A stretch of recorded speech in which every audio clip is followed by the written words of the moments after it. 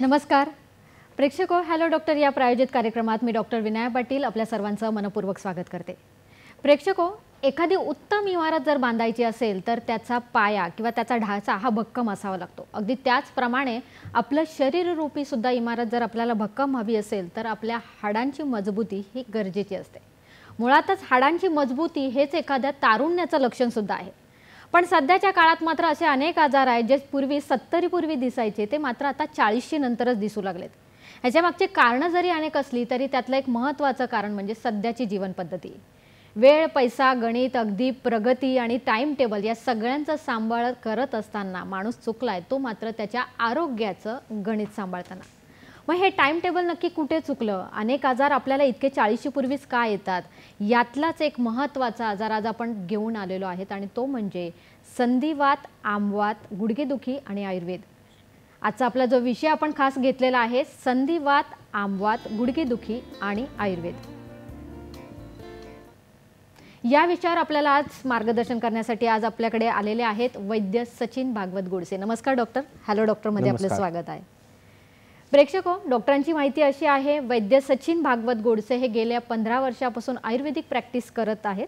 श्री विश्वार्पण आयुर्वेद चिकित्सालय पंचकर्म व संशोधन केंद्र कुर्डुवाडी याचे डॉक्टर संचालक आहेत। आजकाल संधिवात, आमवात याचे वाढते प्रमाण तसेच गुडघ्याची झीज होणे, नस तुटणे, खुर्चा फाटणे यामुळे तरुण वयातच रुग्णांना ऑपरेशनला सामोरे जावे लागते। या समस्येचा संपूर्ण विचार करून डॉक्टरांनी विशेष असे संशोधित उपचार श्री विश्वार्पण आयुर्वेद चिकित्सालय येथे केले जातात आणि यशस्वीरित्या रुग्णांना हे बरे केले जाते। कित्येक वेळा गुडघ्यांचे ऑपरेशन टाळून त्यातून त्यांना आनंद सुद्धा निर्माण करून दिला जातो, कारण ऑपरेशन ही अगदीच त्यांच्यासाठी दुःखाची गोष्ट असते। प्रेक्षको, संधिवात, आमवात या व्यतिरिक्त डॉक्टरांनी उंची वाढवणे, स्त्री पुरुष वंध्यत्व, किडनी विकार, हृदयरोग आणि मणक्याचे सर्व विकार यासारख्या आजारात देखील विशेष प्रावीण्य मिळवलेले आहे। कुर्डुवाडी व्यतिरिक्त डॉक्टरांची दादर, ठाणे, पुणे व दौंड या ठिकाणी डॉक्टर सचिन गोडसे हे आपली वैद्यकीय सेवा पुरवित असतात। प्रेक्षको, आजचा विषय फार महत्त्वपूर्ण आहे। गुडघ्याचे आजार म्हणू किंवा आमवात असू दे किंवा संधिवात असू दे, हे ऋतुमानानुसार का येतात? अचानक होणारी जर गुडघेदुखी असेल तर आपण काय करायचं? जर ऑपरेशन टाळायचं असेल तर काय करायचं? या सगळ्यांसाठी तुम्हाला आमचं मार्गदर्शन लागणार आहे। चला तर मग कार्यक्रमाला सुरुवात करूया। डॉक्टर, पुन्हा एकदा तुमचे खूप खूप स्वागत। डॉक्टर, आज आपण जो विषय निवडलेला आहे खास संधिवात, आमवात आणि गुडघेदुखी आहे, तर मुळातच संधिवात आणि आमवात म्हणजे सर्वसाधारण लोकांना माहिती असतं की सांधा दुखतोय, बरोबर, पण संधिवात आणि आमवात म्हणजे काय? बरोबर, कारण काय होतं हे दोन शब्द आहेत, संधिवात आणि आमवात, दोन्ही ठिकाणी वात आहे। संधी म्हणजे सांधा, सांधा म्हणजे काय की ज्या ठिकाणी दोन गोष्टी एकत्र येतात, कोणत्याही म्हणजे शिरा असतील, स्नायू असतील, हाडं असतील, म्हणजे फक्त हाडं एकत्र येतात आणि तो सांधा होतो असं नसून तर त्या ठिकाणी ज्या ज्या दोन गोष्टी एकत्र येतात, तीन गोष्टी एकत्र येतात त्याला आपण म्हणतो की सांधा आहे तो। तर त्याच्या ठिकाणी ही वाताची विकृती आहे। बरोबर, म्हणजे काय, वात वाढतो, प्रमाणापेक्षा जास्त वाढतो, विकृत वात वाढतो आणि त्या ठिकाणी सांधे दुखायला सुरुवात होत असते। एक आहे संधिगत वात असा खरं तर शब्द आहे तो आयुर्वेदानुसार, म्हणजे संधीच्या ठिकाणी वाढलेला वात, आणि दुसरा आहे आम वात। ह्यातलं संधी म्हणजे काय ते सांगितलं मी तुम्हाला। आता आम म्हणजे काय सांगतो। आम म्हणजे काय की शरीरामध्ये न पचलेला जो चिकट असा पदार्थ असतो, म्हणजे अपचित रसधातू ज्याला असं म्हणलं जातं, तर तो असतो। म्हणजे काय, ज्यावेळी आपली भूक कमी असते किंवा अग्नी कमी असतो, अग्नी मंद असतो, त्यावेळी खाल्लेला आहार किंवा जो घेतलेला आहार आहे त्याचं पचन होतं आणि पचन होऊन त्याचं रसात, रक्तात, मांसात रूपांतर व्हायला पाहिजे।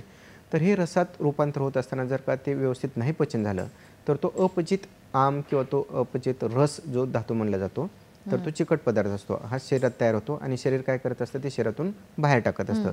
संडास वाटे असेल, उलटी वाटे असेल ते बाहेर टाकून टाकत असतं। पण वारंवार जर आम तयार व्हायला लागला तर तो काय होतो, रक्तामध्ये येतो, रक्तामध्ये मिसळतो आणि रक्तातून काय होतो, छोट्या छोट्या सांध्यामध्ये यायला लागतो।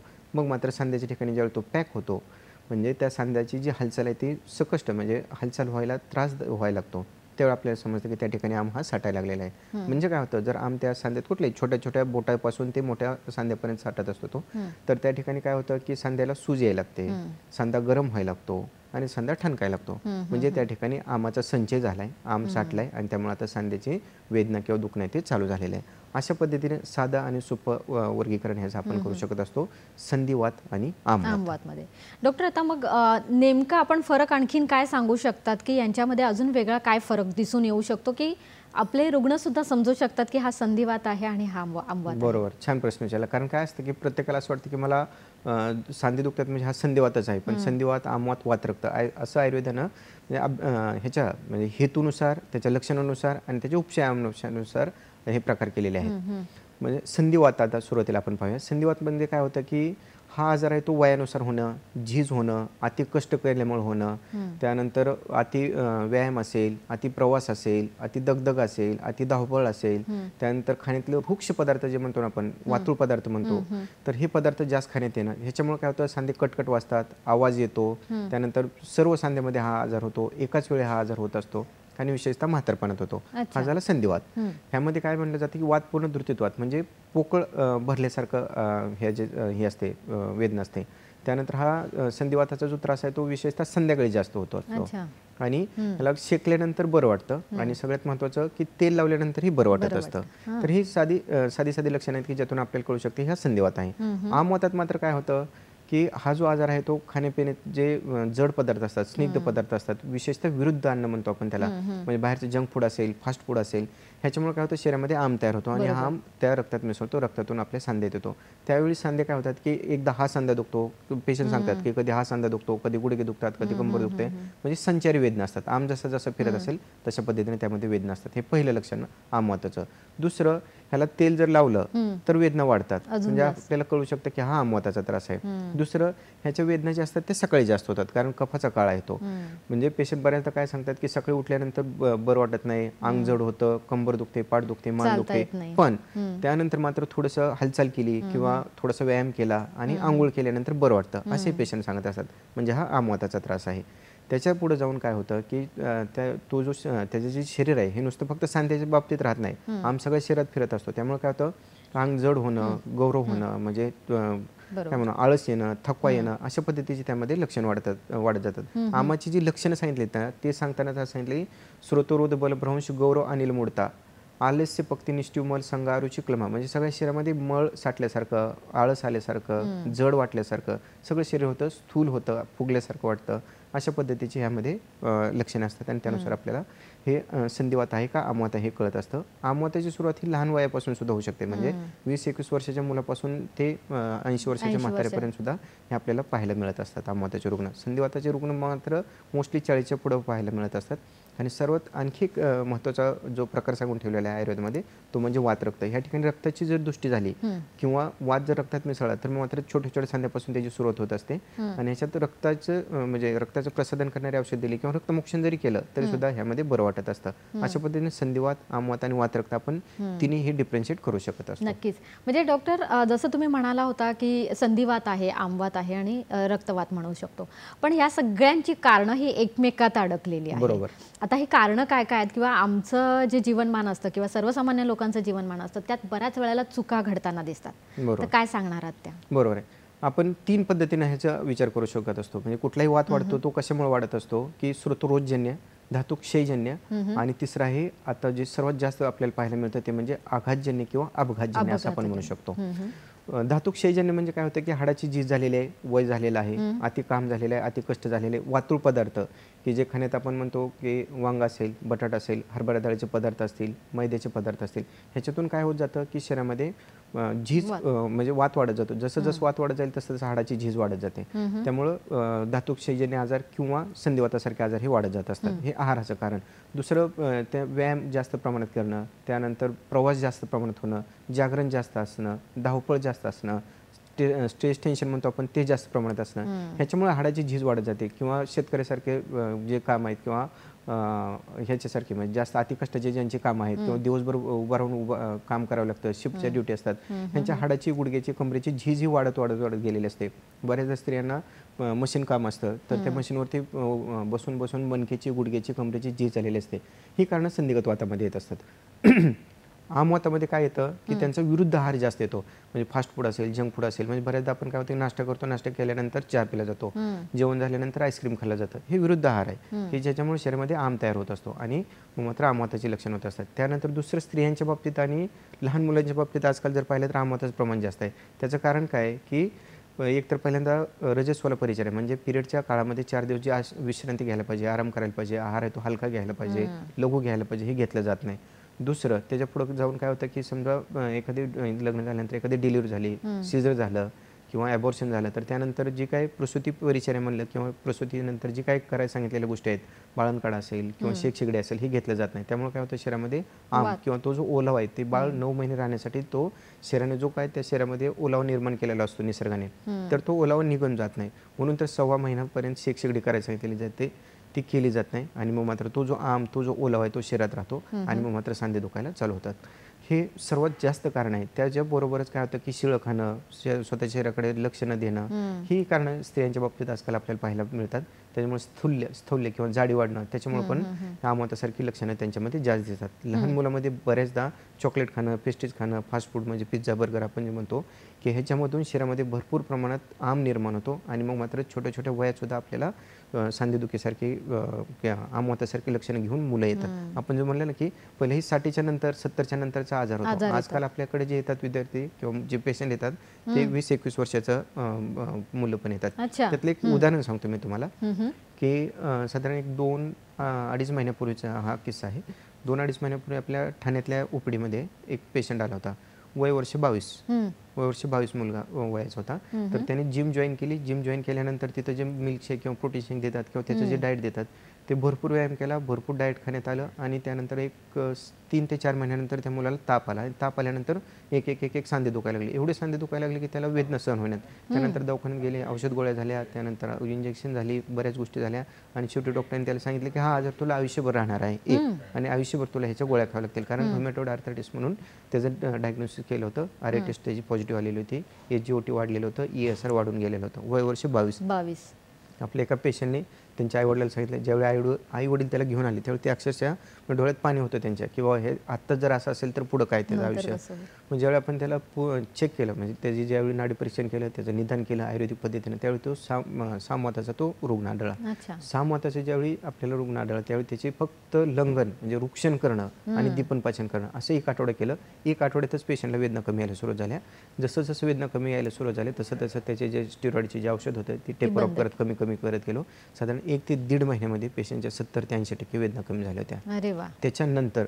त्याच्यानंतर त्याला रसायन औषध देणं, त्याच्या पुढची जे बस्ती करणं, पंचकर्म करणं, ह्या गोष्टी करत 2.5 ते 3 महिन्यामध्ये हा पेशंट पूर्णतः कमी झालेला. म्हणजे त्याच्या वेदना आहेत ते सगळं कमी झालेले आहेत. आता त्याची जी औषध आहेत ती फक्त रसायन औषध चालत नाही. पिंपळी रसायन आणि गुडूची शिरपाक हे 2 त्याची रसायन औषध चालू आहेत. म्हणजे मला सांगायचं असं की कोणत्याही स्टेजमध्ये असेल किंवा कुठल्याही वयामध्ये असेल तर त्याचं जर प्रॉपर निदान झालं तर काय होतं की शास्त्र बदल त्याला जे सांगितलं होतं की हे आयुष्यभर राहील, त्यानंतर ह्या कायमस्वरूपी औषध खावे लागतील, तर असं काही नाही. शास्त्र जर बदललं तर त्याच्या मर्यादा बदलतात. त्यामुळे त्याचं निदान बदललं होतं. त्यामुळे आपण त्याला त्या कायमस्वरूपी त्या आजारातून साधारण 2-2.5 महिन्यात काढू शकलो. आणि सगळ्यात महत्त्वाचं म्हणजे त्याचे जे वेदना होतात, त्याचं जे आयुष्य होतं, त्याचं जे करिअर होतं ते म्हणजे तो पूर्ण डिप्रेशनमध्ये गेला होता, त्यातून ते बाहेर आपण काढू शकतो. म्हणजे ह्या आयुर्वेदाच्या माध्यमातूनच आपण हे करू शकतोय. नक्कीच. आणि एवढाच सूक्ष्म अभ्यास जो आहे तो हा आयुर्वेदात केला जातो आणि त्यामुळेच आजाराचं मूळ कारण हे दुरुस्त करून तो आजार हा बरा केला जातो.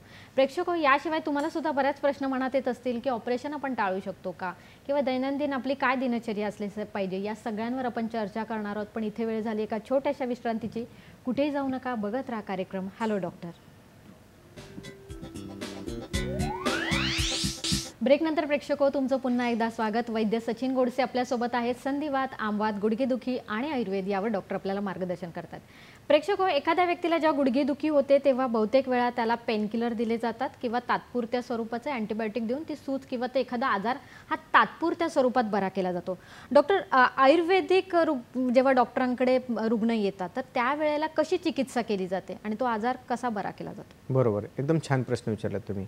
की ज्यावेळी आमच्याकडे एखादा रुग्ण येतो ना त्यावेळी त्याच्या डोक्यात काय असतं की ह्या औषधं घेतल्यानंतर बरेच दिवस खावं लागतील का, पथ्य जास्त दिवस पाळावे लागतील का, त्यानंतर मी गेल्यानंतर तत्काळ वेदना ते कमी करतील का, माझे एवढे दिवसाचे औषध आहेत, एवढे स्टिरॉइड सारखे औषध आहेत, एवढे पॉवरचे औषध घेतोय, तर आयुर्वेदात एवढ्या पॉवरनं औषध असतात का, आणि सगळ्यात महत्त्वाचं की माझी झीज झालेली आहे, गादी फाटलेली आहे, नस दबलेले, ह्या सारख्या गोष्टी आयुर्वेदात औषधाने कशा होऊ शकतील.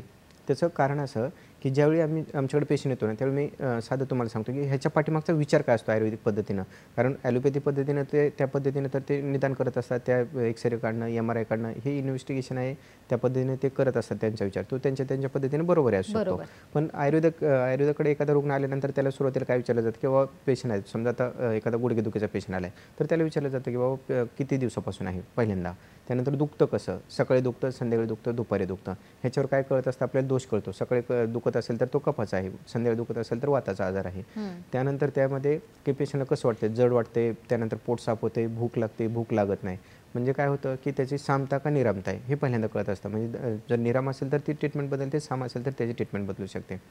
ह्याच्या पुढचा प्रश्न विचारला जातो किंवा अनुवंशिकता का आहे का, म्हणजे घरात कुणाला त्रास होता का ह्याच्या अगोदर, म्हणजे अनुवंशिकतेचा काय त्यामध्ये परिणाम आहे का, जवळच्या रक्तातल्या नात्यामध्ये कुणाला हा आजार पूर्वी झालेला होता का, तर हे विचारलं जातं. त्याच्या पुढे जाऊन काय विचारलं जातं की पोट कसं साफ होतं, लघवीला काय त्रास होतो का, म्हणजे त्याची मल आपल्याला काय कळलं, दोष कळलं, त्यानंतर त्या पुढचा मल की मल कोणता आहे, त्या पुरुष व्यवस्थित होतं का, पोट व्यवस्थित साफ होतंय का, होतं कधी, होत नाही कधी, त्यानंतर लघवीला काय त्रास होतो का, त्यानंतर लघवीला काय त्रास होत नाही, ह्याच्यावरती कंट्रोल होतं का, ह्याच्यावरती बरेच आपल्याला मल त्याचे कळत असतात. ह्याच्या पुढे जाऊन काय केलं जातं की बाबा त्याच्या झोप कशी लागते, वेदनामुळे झोप लागत नाही, दुखते म्हणून झोप लागत नाही, आखडताना लांबवताना झोप लागत नाही, फक्त रात्री अंग टेकल्यानंतर पाठ टेकल्यानंतरच वेदना वाढतात, सकाळी उठल्यानंतर बऱ्याचदा पेशंटला जड वाटतं, वेदना वाढतात. तर ह्याच्यावरती तिथल्या त्या ठिकाणी सामता, निरमता आणि दोष कुठला आहे आणि धातू कुठला हे कळायला लागतं. ह्याच्या पुढं पेशंटला त्रास होत असताना समजा गुडघा दुखत असेल तर पुढच्या बाजूने दुखतो का पाठीमागच्या बाजूने दुखतो, आखडायला लांबवायला त्रास होतो का, म्हणजे शिरा आहेत का, कंडरा आहेत का. त्यानंतर बराच वेळ रुग्ण सांगतो की आता बसलं आणि उठायचं म्हणलं की चमकतो, त्यानंतर थोडं चाललं की कमी येतं, म्हणजे ह्या ठिकाणी खुर्चीचा पण त्या ठिकाणी झीज झालेली असू शकते किंवा एखादं लिगामेंट आहे त्याची झीज झालेली असू शकते, टिअर गेलेला असू शकतो, फाटलेला असू शकतं. ह्याच्या पुढे जाऊन काय केलं जातं की व्यसन काय आहेत का, त्यानंतर इतर आजार कुठले आहेत का, इतर कुठल्या आजारासाठी समजा BP आहे, शुगर आहे, थायरॉइड आहे किंवा कोणत्या आजारासाठी त्याला औषधं चालू आहेत का, हे त्याच्या पुढे जाऊन काय विचारलं जातं की बाबा त्याची जी पूर्ण हिस्ट्री घेत असताना की इतर कुठलं ऑपरेशन झालं होतं का, अगोदर कुठलं फ्रॅक्चरचं ऑपरेशन झालं होतं का, मणक्याचं ऑपरेशन झालं होतं का, ह्याच्यापूर्वी गुडघ्याची झीज झाली म्हणून किंवा गुडघ्याला मार लागला म्हणून गुडघ्याचं ऑपरेशन काय केलं होतं का, म्हणजे त्याचा इतिहास घेतला जातो. स्त्रियांच्या बाबतीत काय होतं की पिरियडच्या अगोदर दुखतं का, नंतर दुखतं का, पिरियड व्यवस्थित येतो का, रेग्युलर येतो का, त्यानंतर अपत्याचा इतिहास घेतला जातो किंवा अपत्य किती झाले, डिलिव्हरी किती झालेत, सीझर किती झालेत, नॉर्मल किती झालेत, त्यानंतर शेकशेगडी केली होती का, ह्याचा संबंध आहे तो वाताशी निगडीत असतं. कारण हे जे कारण आता आपण पाहतोय ना ह्याच्या पाठीमागं कुठलं कारण घडलं होतं आणि कशामुळे ह्या शरीरामध्ये आम वाढले, कशामुळे झीज वाढली, म्हणजे आपल्याला हेतू सापडत असतो. आणि ह्याच्या पुढे जाऊन मग मात्र त्या पेशंटचा व्यवसाय विचारला जातो. कारण बऱ्याचदा काय होतं की या पेशंटचा व्यवसाय काय, बैठे व्यवसाय आहे, तर आमवाताची लक्षणं असते, उभा राहून आहे, उन्हात काम करतोय, कष्ट करतोय, काबड कष्ट होतोय, तर धातुक्षयजन्य असू शकतो. तर ह्या पद्धतीनं एखादा रुग्ण ज्यावेळी येतो ना आमच्याकडे त्या पद्धतीनं अशा पद्धतीने त्याची चिकित्सा घेतली जाते. ह्याचं होतं काय की पेशंट आलेला असतो एका आजारासाठी. मी तुम्हाला एक उदाहरण सांगतो की आपल्याकडे थोडंसं मध्ये थांबवते, आपल्याला एक फोन आलाय, आपण एक फोन घेऊया. वैजनाथ मोरे बोलतायत आपल्याशी बीड इथून. नमस्कार. हॅलो. नमस्कार. नमस्कार वैजनाथजी, बोला, आपला प्रश्न विचारा. हॅलो. नमस्कार मॅडम. नमस्कार, बोला. मॅडम, माझे गुडघे खूप दुखतात, पहा सकाळी मला उठता येत नाही. बरं, वय किती आहे तुमचं? वय माझं 65 आहे. बाकी इतर काय आजार आहेत? इतर काही आजार आहेत का तुम्हाला? वय 65 आहे माझं. इतर आजार आहेत का, कुठलेही दुसरे आजार आहेत? BP आहे मला, फक्त BP. ठीक आहे. आणि तब्येत स्थूल आहे, मध्यम आहे? भीती आहे. तब्येत कशी आहे तुमची? सडपातळ आहात? तब्येत मध्यम? माझी चांगली आहे. दररोज मी योगा करतो. ठीक स्थूल आहे. नाही ना? जास्त जाड नाहीयेत ना तुम्ही? नाही, जास्त जाड नाहीये माझं. बरं, बरं. वजन 75 किलो आहे. बरं, ठीक अजिबात आहे. वजन जास्त नाहीये माझं. म्हणजे हे नाहीये ढेरी वगैरे काही नाही मला. धन्यवाद ठीक धन्यवाद ठीक समजलं, धन्यवाद. ठेवला तरी चालेल आता फोन. त्यांचं सांगा वय आहे 65 वर्ष आणि त्यांना दोन्ही गुडघे दुखतात. म्हणजे हा वयानुसार आणि त्यांच्या लक्षणानुसार आपल्याला असं वाटतं की हा धातुक्षयजन्य हे आहे. म्हणजे वयानुसार झीज झालेली असते, कष्ट करून झीज झालेली असू शकते. तर ह्यांनी काय करायला पाहिजे आता की धातुक्षयजन्य वाताची जी ट्रीटमेंट असते ती दीपन आणि पाचन करणं आणि त्याच्यानंतर त्याला अनुलोमन करणं, शोधन करणं म्हणजे बस्ती करणं. जी हाडाची झालेली झीज असते, खुर्च्यांची झालेली जी झीज असते ह्या वयामध्ये, तर ही बस्तीच्या माध्यमातून त्यांची भरून निघत असते. तर ह्यांना घरच्या घरी साधा उपाय करून पाहता येतो. तो म्हणजे ह्याचं जे कोट्टमचुक्यादी तेल म्हणून बाजारामध्ये मिळतं, ते जर नाही मिळालं तर तिळतेल घ्यायचं. तिळतेलामध्ये थोडंसं मीठ टाकायचं, गरम करायचं आणि ते लावायला सुरुवात करायची. हे एक. आणि सुंठ आणि अश्वगंधा पावडर हे रोज सकाळ संध्याकाळ दुधातून घेणं हे एक. आणि किंवा ह्याचं अश्वगंधा पाक म्हणून हे औषध मिळतं, हे त्यांनी घ्यायला पाहिजे. हे 2 औषध घेऊन जर का त्यांना आराम वाटत असेल, फक्त स्नेहन आणि स्वेदन करून जर त्यांना आराम वाटत असेल तर हा धातुक्षयजन्याचा असतो. ह्याच्या पुढं जर झीज जास्त झालेली असेल तर मग मात्र त्यांनी तिक्तक्षीराच्या बस्ती, ज्या जवळच्या तज्ज्ञ वैद्याकडे जाऊन त्यांनी त्या तिक्तक्षीराच्या जर बस्ती घेतल्या तर त्याची झीज भरून निघते. आणि त्यांचं ऑपरेशन जर करायचं ठरलेलं असेल किंवा करणार असेल तर ते मात्र पूर्णतः ह्या तिक्तक्षीराच्या बस्तीने त्यांचं टळू शकतं. अशा पद्धतीने त्यांनी जर केलं तर मग मला वाटतं त्यांना काही कुठला पुढचे ऑपरेशन किंवा अजून तो आजार लवकर मुक्त होऊ शकतात नक्की बस्तीने. डॉक्टर, तुम्ही आता जसं सांगितलं होतं की अनेक त्याची कारणं आहेत. आपल्या शरीरात जेव्हा आजार उत्पन्न होतात ते अगदी आपल्या खाण्यापासून, आपली जी दिनचर्या आहे, ऋतुचर्या न पाळल्यामुळे अनेक आजार हे वर्षानुवर्ष येतात आणि मग लक्षणं दिसायला लागतात. तुम्ही काय सांगत होता डॉक्टर? अनुभव जे सांगत होता. बरोबर. एक तुम्हाला जो अनुभव सांगत होतो की आपल्याकडे इथं एक पेशंट आलेले होते दादरच्या ओपीडीमध्ये. तर त्यांना काय होतं की स्थूल म्हणजे जाड होते आणि त्यांनी बऱ्याच ठिकाणी औषध केली, गोळ्या केल्या, त्यांचा गुडघेदुखीचा त्रास होता. बऱ्याच ठिकाणी औषध झाली, बऱ्याच ठिकाणी त्यांचं हे पण केलं, MRI केला. तर त्यामध्ये झीज प्रमाणानुसार होती, थोडी होती, पण एवढी झीज नव्हती की त्यांचं ऑपरेशनच करायला पाहिजे. पण मग त्यांनी औषध घेतली, त्यांनी बऱ्याच ठिकाणी आधुनिक औषधं घेतली, त्यानंतर होमिओपॅथीची औषध झाली, आयुर्वेदिक पण बऱ्याच ठिकाणी त्यांनी औषध घेतले असं ते सांगत होत्या. पण तरीसुद्धा 8-10 वर्षापासून त्यांना त्रास हा होतच होता. ज्यावेळी आपण त्यांचं निदान केलं, ह्या पद्धतीने ज्यावेळी केस टेकिंग होते त्यावेळी त्याचं निदान हे वेगळं येऊ शकतं. फक्त गुडघेदुखीसाठी पेशंट आला म्हणून गुडघेदुखीचाच किंवा संधिवाताच आहे असं त्याचं निदान होऊ शकत नाही. कारण इतर आजार जे आहेत तर त्या पेशंटमध्ये आजार होता तो म्हणजे आरशे आणि स्थौल्य, ह्या 2 गोष्टीचा त्रास होता. वाताच्या आरशामध्ये काय सांगितलेलं आहे की गुडघेदुखी असू शकते, दातदुखी असू शकते, डोकेदुखी असू शकते. हे आयुर्वेदानुसार हे होत असतं. कारण त्याचं जे हे आहे त्याचं कारण असं सांगितलं जातं की वाताचं जे स्थान आहे ना, जे वाताचं स्थान आहे ते पक्वशे सांगितले, पक्वधानम तो विशेषतः म्हणजे वाताचे जे मुख्य स्थान सांगितले ते पक्वशे सांगितले. ज्या ठिकाणी मळ जर प्राकृत झाला असेल, व्यवस्थित झाला असेल, विपाक आहे त्याचा कटू जर झाला असेल तर त्या ठिकाणी वात हा प्राकृत निर्माण होतो. जर विकृत निर्माण झाला तर त्या ठिकाणी विकृत निर्माण होतं. जर वात तिथं विकृत निर्माण झालं तर मग मात्र हाडं दुखायला लागतात. हे त्यानुसार हे त्याचं कारण आहे, मूळ कारण. मग ह्या पेशंटला ज्यावेळी आपण आरशाची ट्रीटमेंट केली, आरशाची ट्रीटमेंट केल्यानंतर साधारण 1 ते 1.5 महिन्यामध्ये त्या पेशंटने सांगितले की 60 ते 70% वेदना कमी आलेत. त्याच्यानंतर मग मात्र स्थौल्य जाडीची जी ट्रीटमेंट आहे ती केली होती. अपचित मेद जो जास्त प्रमाणात शरीरात झाला होता त्या मेदाचं पचन केलं. त्या मेदाचं पचन झाल्यानंतर वात आहे तो कमी झाला. वात आहे तो कमी झाल्यानंतर इकडं रक्त वाढवलं आणि मग मात्र त्या पेशंटला जे खूप जड वाटत होतं, स्थूल वाटत होतं ते तर कमी झालं. त्यांची टाच दुखत होती गुडघेसोबत, तेही कमी झाले. आणि जे खूप दिवसभर आळस यायचं म्हणजे दिवसा जरी झोपले तरी ते झोपत होते, रात्री जरी झोपले तर झोपत होते, म्हणजे दिवसभर झोपायचं म्हणलं तरी ते आणि रात्रभर झोपायचं म्हणलं तर झोपत होते. हे सगळं गेलं आणि त्यांच्या शरीरामध्ये तरतरी आली आणि सगळ्यात महत्त्वाचं त्यांची गुडघेदुखी गेली. म्हणजे पेन किलर किंवा वेदनाशामक औषध खाऊन सुद्धा त्यांना ते समजत नव्हते की हा गुडघेदुखी का होते. तर ही आयुर्वेदाची खासियत आहे की आजार कोणता जरी असेल तर ते वैद्याकडे जाऊन तुम्ही फक्त त्याचा आजार सांगायला पाहिजे, निदान हे त्या वैद्याने करायला पाहिजे, त्याची ट्रीटमेंट मात्र त्या पद्धतीने व्हायला पाहिजे. म्हणून असं म्हणलं जातं की फक्त एक्सरे घेऊन आलाय, गुडघे दुखतात म्हणून जर आयुर्वेदातलं गुडघेदुखीचं औषध दिलं तर बरं होईलच असं सांगता येत नाही. पण जर निदान आयुर्वेदिक असेल, ट्रीटमेंट आयुर्वेदिक असेल तर मात्र तो पेशंट 100% बरा होऊ शकतो, त्याचं ऑपरेशन टळू शकतं आणि त्या आजारासोबत इतर जे काही आजार आहेत तेही बरे होतात. नक्कीच डॉक्टर, खूप छान तुम्ही सांगितलं आहे. डॉक्टर, बऱ्याच वेळेला रुग्ण जेव्हा येतात तुमच्याकडे तेव्हा ते पहिलं उत्तर असेल त्यांच्याकडे की डॉक्टर हा आजार बरा होईल का कायमस्वरूपी, का अजून किती दिवस अजून हे औषध घ्यावं लागेल? बरोबर, काय सांगणार? बरोबर आहे. हे प्रत्येकाच्या मनामध्ये असतं. पण त्याचं कारण सांगतो मी तुम्हाला की असं काय केलं जातं की ज्यावेळी आयुर्वेदातून आपण ट्रीटमेंट करायचा विचार करत असतो त्या पेशंटचा, त्यावेळी ती ट्रीटमेंट आहे ती समूळ व्हायला पाहिजे अशा पद्धतीने त्याचा विचार केला जातो. कारण कोणता आजार आहे, कोणता हेतू आहे, त्याची जर ट्रीटमेंट झाली तर पूर्ण आजार हा बरा होणार असतो. म्हणजे कोणत्याही आता हे जसं सांगितलं मी आरशाचं सांगितलं त्याची पूर्ण ट्रीटमेंट झाली तर हा पूर्ण बरा होत असतो. त्यानंतर कुठलाही व्याधी त्याची जी आता समजा वाताचा व्याधी आपल्याकडे पेशंट आला, समजा आता गुडघेदुखीचा पेशंट आला तर आपण काय करत असतो, त्याची अगोदर पहिल्यांदा वात कमी करणं, वात कमी केल्यानंतर त्याची झीज भरून काढणं म्हणजे बस्ती तिथं देणं. ह्या बस्तीमध्ये काय असतं, समजा आता हाडाची झीज झालेली जे असतं तर तिक्तक्षराच्या बस्ती वापरली जातात. शिरा आणि कंडरा म्हणजे फक्त काय काय पेशंट सांगतात की मागच्या शिरा त्या आखडायला लांबवायला त्रास होतो, बसता येत नाही, मांडी घालता येत नाही, उठता येत नाही, खुर्चीवरतीच बसायला लागतं किंवा पायऱ्या चढताना त्रास होतो, उतरताना जास्त त्रास होतो. हे शिरागत कंडरागत वात असं म्हणलं जातं. तिथं ज्या बस्ती आहेत त्या सहचर तेलाच्या असतील, धन्वंतरी तेलाच्या असतील, दशमुळकाड्याच्या असतील तर त्या बस्तीचा त्या ठिकाणी फायदा होतो आणि तिथली जी झीज आहे ती भरून निघत असते. त्यानंतर त्याच्या पुढं म्हणजे खुर्च्या झिजणं, मज्जागत वात म्हणजे जे नरू म्हणतो आपण तिला धक्का लागलेला असणं तर त्या ठिकाणी मज्जा तेलाच्या बस्ती करतो. म्हणजे पहिल्यांदा वात कमी करून घेणं, त्यानंतर झीज भरून काढणं. एकदा झीज भरून काढली की वेदना कमी येतात आणि त्या कायमस्वरूपी येतात. बऱ्याचदा सुरुवातीला काय होऊ शकतं की वेदना कमी यायला वेळ लागू शकतो, पण एकदा वेदना कमी आल्या की त्या मात्र कायमच्या असू शकतात. अशा पद्धतीने हा दुसरा टप्पा असतो की झीज भरून काढतो. आणि सर्वात महत्त्वाचा आणि शेवटचा टप्पा की ते म्हणजे अपुनर्भव चिकित्सा, ज्यामध्ये रसायन चिकित्सा केली जाते. ही आयुर्वेदाची ब्युटी आहे की एकदा ती आजार कमी झाल्यानंतर, एकदा झीज भरून झाल्यानंतर परत होऊ नये म्हणून रसायन चिकित्सा केली जाते. पिंपळी रसायनसारखं असेल, च्यवनप्राश असेल, अश्वगंधा पाक असेल, गुडूचे अमृत असेल, अशा पद्धतीची त्याच्या प्रकृतीनुसार, त्याच्या वयानुसार, त्याच्या अवस्थेनुसार आपण रसायन देत असतो. म्हणजे हे औषधं खाल्ली तोपर्यंतच बरं वाटतं असं नसून तर तो आजार पूर्ण बरा करणे आणि परत उद्भवणे म्हणून पण आयुर्वेदामध्ये त्याची ही करून ठेवलेली आहे, तरतूद ही करून ठेवलेली आहे.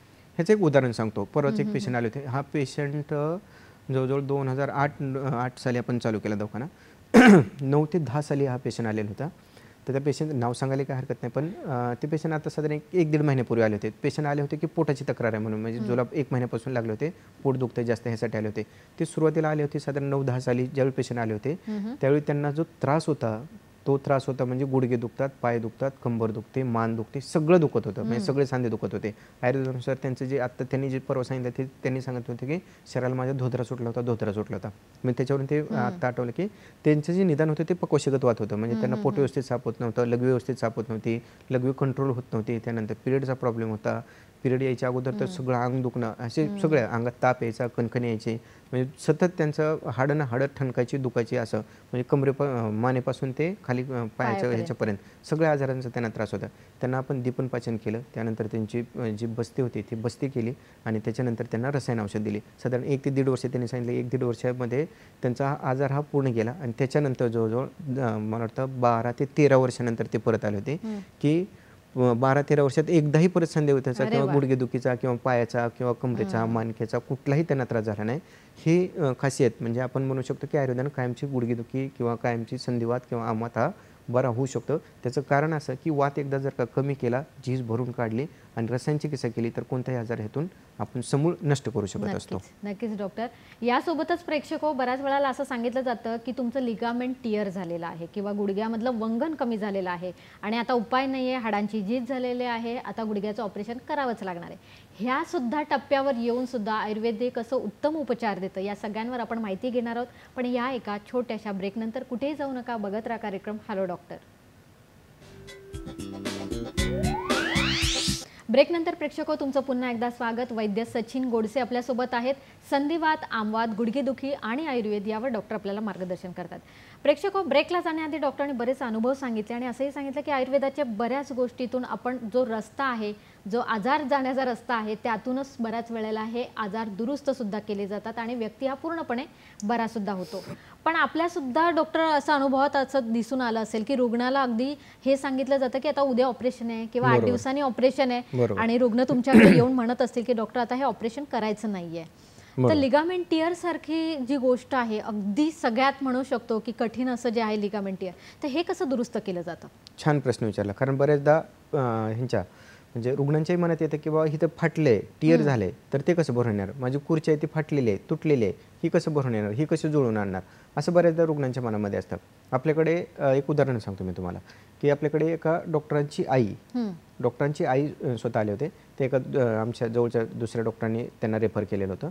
तर ते ज्यावेळी आले आपल्याकडे त्यावेळी त्यांचं साधारण 1-1.5 वर्षापासून त्यांना त्रास होता. ते शेतात काम करत होते. काम करताना त्यांना एकदम लचक भरली असं वाटलं आणि त्याच्यानंतर त्यांच्या गुडघ्यात दुखायला चालू झालं.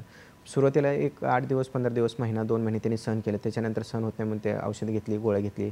त्यानंतर गुडघ्यामध्ये त्यांना सांगितलं गेलं की पाणी काढलं गेलं. त्याच्यानंतर त्यांचा MRI केला. MRI केल्यानंतर कळलं की ही ACL टियर आहे.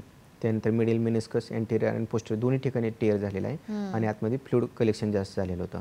ज्यावेळी पेशंट आले त्यावेळी त्या एका पायानं लंगडतच होत्या, म्हणजे लिटरली लंगडत होत्या. त्याच्यावरती त्यांना काहीच बहारच टाकता येत नव्हता. त्यामुळे त्यांना म्हणजे सतत गोळ्या, औषधं, पेन किलर किंवा इंजेक्शन ह्याच्याशिवाय त्यांना पर्याय नव्हता. तर ज्यावेळी आले त्यांनी त्यावेळी सांगितलं की आम्हाला डॉक्टर त्यांनी ऑपरेशनशिवाय पर्याय नाही अशा पद्धतीने सांगितलेले, तर काय करता येईल. ज्यावेळी आपण त्यांचं निदान केलं की हा पहिल्यांदा तर होतं की धातुक्षयजन्य होतं, कारण त्यांची तब्येत, त्यांचं कष्ट, त्यांचं खाणं पिणं ह्याच्यानुसार हे धातुक्षयजन्य होतं. ज्यावेळी दीपन केलं, पाचन केलं आणि ब्रोहन करायला सुरुवात केली त्यावेळी साधारण 1 ते 1.5 महिन्यामध्ये त्यांच्या वेदना ते कमी यायला सुरुवात झाली.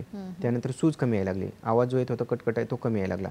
त्यांना पहिल्यांदा उठून असं उठायचं आणि त्यानंतर चालायचं म्हणलं की पहिले 1-2 पाऊल टाकताच येत नव्हतं, चमकीनं चमकायचा. हा त्रास आहे तो त्यांचा कमी आला, पण अजून वजन सहन होत नव्हतं किंवा त्या गुडघ्यावरती भार आहे तो सहन होत नव्हता.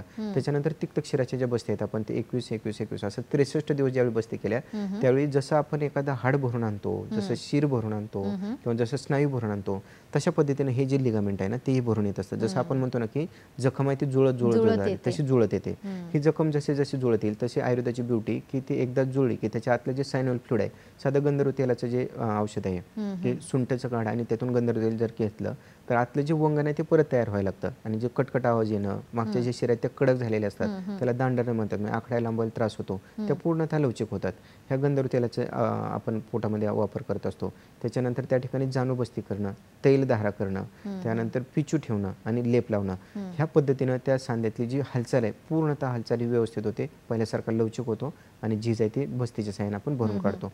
अशा पद्धतीनं कुठल्याही ह्याचं म्हणजे लिगामेंट टिअर असेल, त्यानंतर कार्टिलेज झिजलेलं असेल, मेनिस्कस टिअर गेलेलं असेल, तर ह्या पद्धतीने ज्यावेळी आपण जातो त्यावेळी ती झीज पूर्ण भरून येते. बरेचदा असं होतं की 70 वय आहे, 80 वय आहे, झीज भरायला कमी येतं. पण होतं काय की ह्याच्यामध्ये समजा जसं आपण म्हणतो ना एखादी लॉटरी लागते की एखाद्याला सांगितलं की बाबा 1 लाखाची लॉटरी आहे पण तुला 70,000च मिळतील, तरी काय म्हणेल की ठीक आहे. तसं ह्याच्यामध्ये काय होतं, बऱ्याच ऑपरेशन तर आपण 100% टाळू शकतो, पण वेदना कमी राहणं, वय जर जास्त असेल तर झीज पूर्ण भरून न येणं, त्यानंतर लिगामेंट आहे ते पूर्ण न हे झालं, हील न होणं, अशा पद्धतीचं होऊ शकतं. पण त्याच्या वेदना पूर्ण जाऊ शकतात, त्याचं ऑपरेशन पूर्ण टाळता येतं. कारण हे अशी जी मुलं आहेत ना, म्हणजे आपल्याकडे जे येणारी मुलं आहेत ते हे अंडर 19 मध्ये एक रणजी थोडंसं थांबवते कारण खूप आपल्याकडे अनुभव सुद्धा आहेत आणि तरुण वयातल्या मुलांचा हा नक्कीच प्रश्न आपण वेगळा खास घेऊया. पण आपल्याला एक फोन आलेला आहे लातूरवरून, आपल्याशी ज्ञानोबा मस्के बोलतायत. नमस्कार ज्ञानोबाजी. Hello hello. हा मॅडम बोला, आपला प्रश्न विचारा. ते माझ्या गुडघ्यामध्ये सूज आहे आणि पाय असा कुठे येत नाही असं आणि चालताना त्रास होतोय. एकाच गुडघ्यात होतंय की दोन्ही गुडघ्यात? एकाच गुडघ्यामध्ये, डाव्या गुडघ्यामध्ये. बाकी इतर काय आजार आपल्याला? बाकीचं आजार काय नाही, पण पाय आकडू देत नाही असं आणि चालताना त्रास. आणि वय किती आहे तुमचं? वय किती आहे? 50. ठीक आहे. धन्यवाद ज्ञानोबाजी. काय सांगणार डॉक्टर? बऱ्याचदा काय होतं की एकच गुडघ्यात दुखतंय, एकच पाय दुखतो, तर हे बऱ्याचदा काय असतं की त्या ठिकाणी आघातजन्य असू शकतं, हे पहिलं. आणि दुसरं सगळ्यात महत्त्वाचं आयुर्वेदाचा एक सिद्धांत आहे तो म्हणजे की ह्याच्यामध्ये पोटामध्ये जे आपण म्हणतो ना की मोठा आतडा आहे त्यातला जो एक बाजूला आहे, एका बाजूला जर का हे असेल म्हणजे असेंडिंग कोलन आणि डिसेंडिंग कोलन जे नळ म्हणतो त्याला, जर डाव्या बाजूच्या नळामध्ये भरपूर मळ साठलेला असेल तरी सुद्धा तो गुडघा दुखतो. उजव्या बाजूच्या असेल तर उजवा गुडघा दुखू शकतो. हे एक. आणि दुसरं असतं आघातजन्य, म्हणजे त्या ठिकाणी मार लागलेला असणं, पडलेलं असणं, इसका बसलेला असणं, ह्याच्याशी संबंधित मोस्टली आणि किंवा स्थानिक तिथल्या ज्या हे असतात विकृती असतात, तर ह्याच्यावरती त्यांना घरगुती सुद्धा एक उपाय करता येईल. तो म्हणजे कोरफडीचा गर, त्यानंतर ह्याचा धोत्रा असतो त्याचा पाला आणि वेखंड म्हणून पावडर मिळते, तर हे तिन्हीचं एकत्र मिश्रण करायचं, गरम करायचं, थोडंसं मीठ आणि हळद त्याच्यावरती टाकलं तरी चालतं आणि हे ते त्या ठिकाणी रात्रभर लावायचं, पुढच्या बाजूनं मागच्या बाजूनं सगळ्या बाजूनं लावायचं आणि सकाळी उठल्यानंतर गरम पाण्याने धुवून घ्यायचं आणि साधं तीळ तेल गरम करायचं आणि त्यानं ते थोडीशी मालिश करायची. अशा पद्धतीने जर केलं तर तिथला वेदना ठणका कमी होतात. हे एक. पोटातून सुंठीच्या काड्यासोबत एरंड तेल 2 चमचे जर घेतलं तर पोटात साफ होतो. पोटा साफ झालं की बऱ्याचदा तिथले एका गुडघ्याच्या ज्या विकृती असतील, एका पायाच्या ज्या विकृती असतील, एका पायाच्या ज्या शिरा दुखतात त्या कमी येत असतात. हे दुसरं. आणि सर्वात महत्त्वाचं तिसरं म्हणजे कधी कधी काय होतं की कमरेतून ह्या शिरा ते दुखत जात असतात, त्यामुळं आपला साधा काशी भोपळा किंवा दुधी भोपळा असतो त्याचा जो पाला आहे तो गरम करायचा, थोडंसं मीठ टाकायचं आणि कंबर म्हणतो किंवा ज्याला चौक म्हणतो आपण त्या ठिकाणी जर रात्रभर बांधला तर मग मात्र हे एक बाजूची गुडघ्याची दुखी आहे ही बऱ्याचदा कमी येत असते. आणि एवढं करूनही जर नाही आलं तर मग मात्र त्यांनी जवळच्या तज्ज्ञ आयुर्वेदिक वैद्याकडे जावं, तपासणी करून घ्यावी आणि मग मात्र त्यानुसार ते जे ट्रीटमेंट देतील तर त्याच्यामध्ये बऱ्याचदा बस्ती करून हा प्रॉब्लेम आहे तो पूर्णतः सॉल्व्ह होऊ शकतो. नक्कीच. डॉक्टर, आपण चर्चा करत होतो कारण आजकाल जेव्हा मुलं फुटबॉल आहेत किंवा बरेच खेळ खेळत असतात किंवा अनेक वेळेला पडणं हे त्यांच्यामध्ये अपघात होऊ शकतो आणि या अपघातात त्यांच्यामध्ये पवारालंबत येऊ शकतं जस्ट बिकॉज ऑफ म्हणजे आपण म्हणू शकतो गुडघ्याला बरोबर मी ते सांगणार होतो दुखापत तुम्हाला. होते. बरोबर ते सांगणार होतो. फक्त आता नाव घेता येत नाही पण अंडर 19 म्हणजे रणजी क्रिकेट खेळणारा एक प्लेअर होता. तो ज्यावेळी आपल्याकडे आला त्यावेळी त्याला सांगितलं होतं की हे ऑपरेशनच करावं लागेल. ACL टिअरच होता त्यामध्ये आणि टिअर झाल्यानंतर त्यांना सांगितलं होतं की ऑपरेशन करावं लागेल. ऑपरेशन केल्यानंतर साधारण 6 महिने ते 1 वर्षापर्यंत तुम्हाला खेळता येणार नाही, काय करता येणार नाही.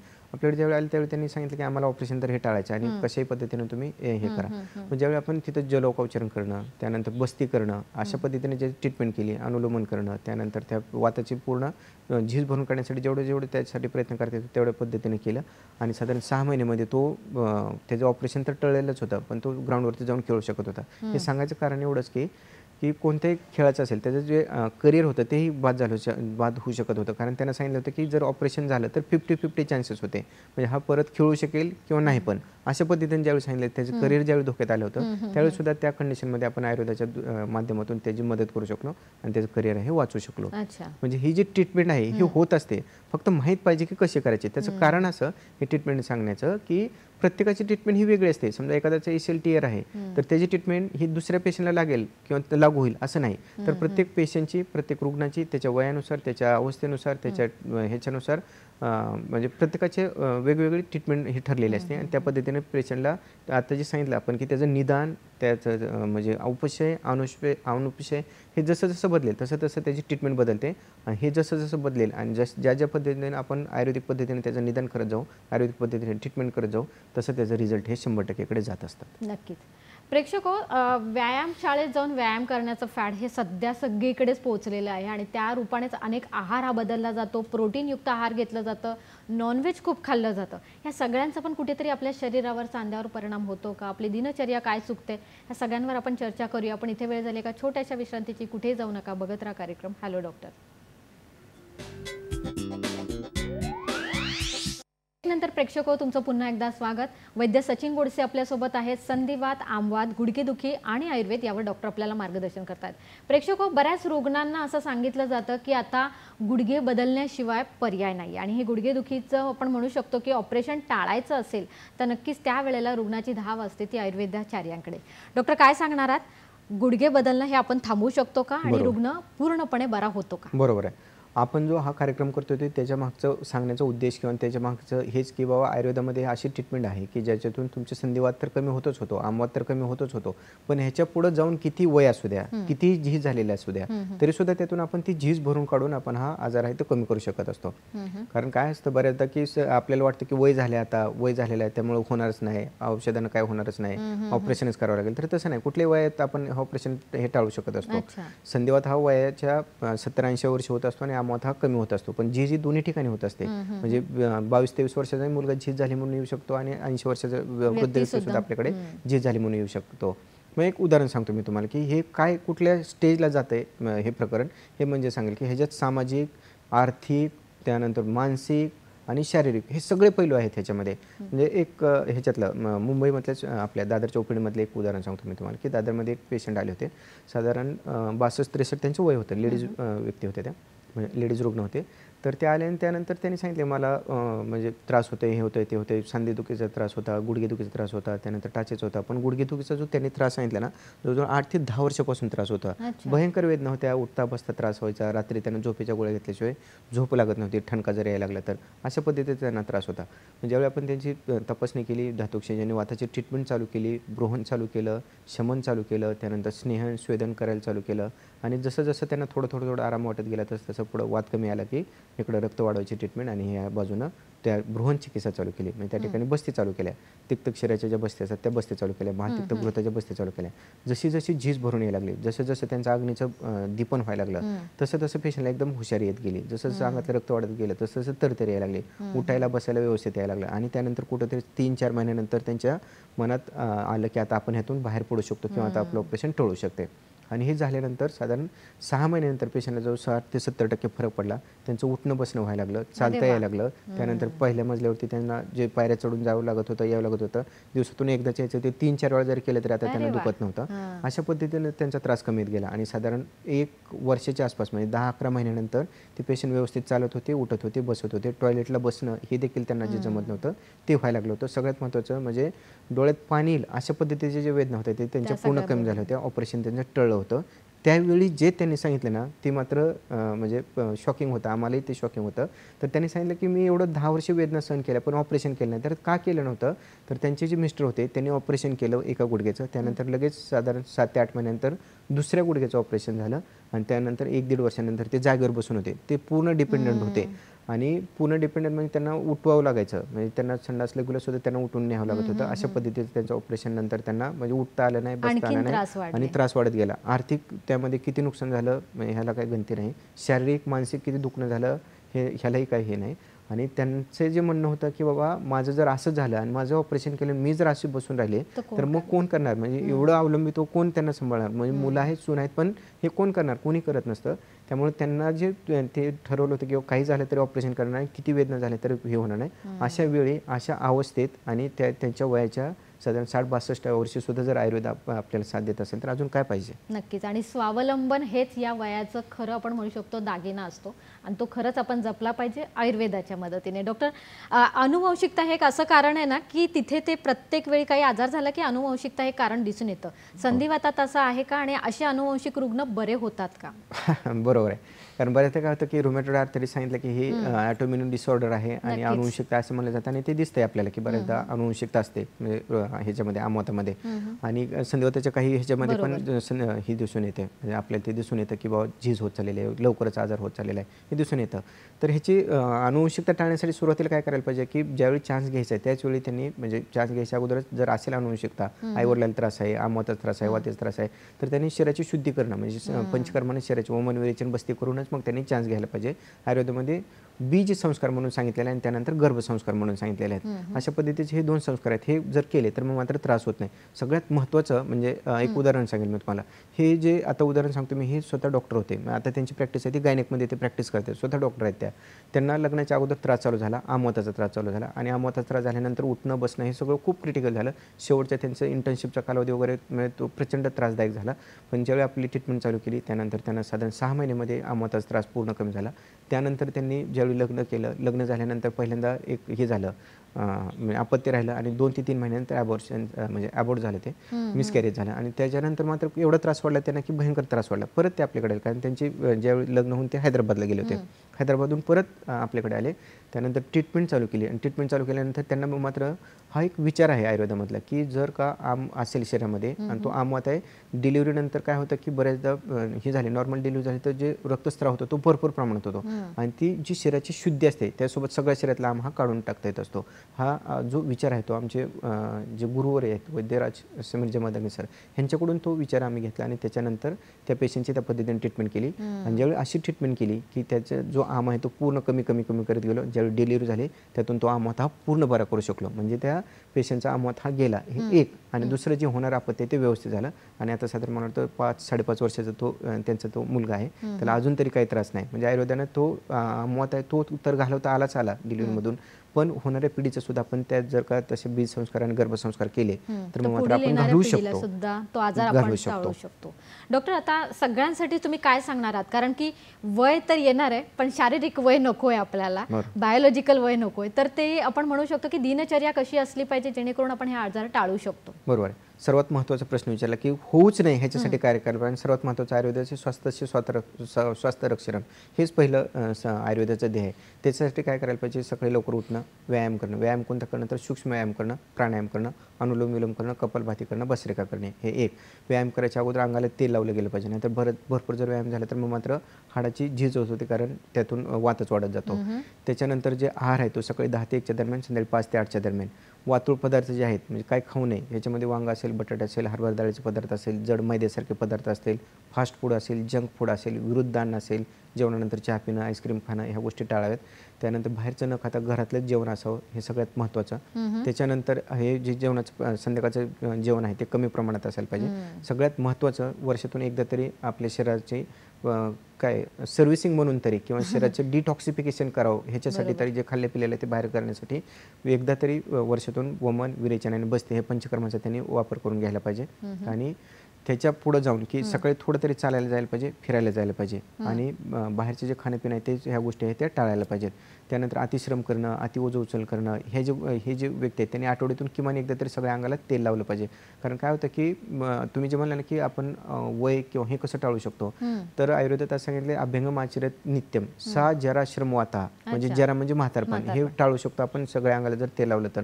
कारण त्याच्यातून जे मिळणारे फायदे आहेत, नुसतं अंगाला तेल जरी लावलं आठवड्यातून एक वेळा, रोज लावायला पाहिजे, आठवड्यातून एक वेळा जरी लावलं तरी सुद्धा मग काय होऊ शकतं की दृष्टी प्रसाद पुष्ट म्हणजे नेत्र चांगले राहतात, त्यानंतर कान चांगले राहतात, केस चांगले राहतात, नखं चांगले राहतात आणि सुत्वक दाढकृता म्हणजे जे आपली त्वचा आहे ती चांगली होते आणि हाडं ती बळकट होतात, मजबूत होते, जे आपल्याला पाहिजे. म्हणजे वय जरी झालं तरी हाडं दुखले नाही पाहिजे, सांधे दुखले नाहीत असं ज्यांना वाटतं त्यांनी तिळाचं तेल हे रोज लावायला पाहिजे, किमान आठवड्यातून एकदा तरी त्यांनी लावायला पाहिजे. आणि शरीराची शुद्धी आहे ती बस्ती किंवा पंचकर्म करून घ्यायला पाहिजे. त्यानंतर आयुर्वेद जी दिनचर्या सांगितलेली आहे, ऋतुचर्या सांगितलेली आहे, त्या पद्धतीने त्यांनी करायला पाहिजे. अशा पद्धतीने जर केलं तर मला वाटतं त्यांचं संधिवात आमवात नाही तर पूर्ण आयुष्य हे निरोगी राहू शकतं, दीर्घ आयुष्य राहू शकतं. नक्कीच डॉक्टर, अगदी थोडक्यात की लहान मुलांसाठी तुम्ही काय सांगणार आहात की त्यांनी काय नक्कीच डॉक्टर, लहान मुलं जेव्हा आपण म्हणू शकतो की त्यांना जेव्हा बिस्किटाचं वगैरे किंवा आपण आहार जो आहे तो सुद्धा तुम्ही सांगितलेला आहे, चॉकलेट, बिस्किट, बेकरी पदार्थ ह्याच्यातून शरीरामध्ये जर नाही पचलं तर आम निर्माण होतो, आमातून आमवातासारखे आजार होतात आणि बाकी बरेच आजार आहेत की स्थौल्य वाढणं, त्यानंतर बुद्धीचं मांद्य होणं, ह्या गोष्टी आहेत त्या जर टाळायच्या असेल तर त्यांनी काय करायला पाहिजे की सगळ्यात महत्त्वाचं की हे बाहेरचं खाणं, TV, मोबाईल ह्या गोष्टी कमी करणं आणि थोडं तरी मैदानावरती जाणं, पळणं, सायकल खेळणं, पोहणं अशासारखं त्यांनी जर व्यायाम केलं तर मला वाटतं त्यांनाही लहान वयापासून जे होणारे वाताचे आजार आहेत ते होणार नाहीत.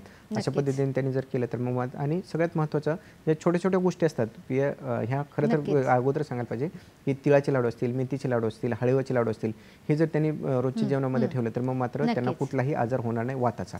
नक्कीच प्रेक्षक असं म्हटलं जातं की prevention is better than cure, आणि हे प्रिव्हेन्शन आपल्याच हातात आहे. ते जर आपण सांभाळलं तर संधिवात, आमवात, गुडघेदुखी यासारखे आजार हे बरे होतात आयुर्वेदामुळे. डॉक्टर, तुम्ही इथे आलात आणि आम्हाला उत्तम अशी माहिती दिली त्याबद्दल हॅलो डॉक्टर तर्फे आणि आमच्या मुंबई दूरदर्शन तर्फे मी आपले आभार मानते. धन्यवाद.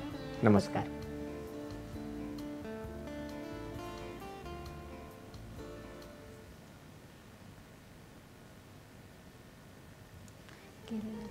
झालेलं तसं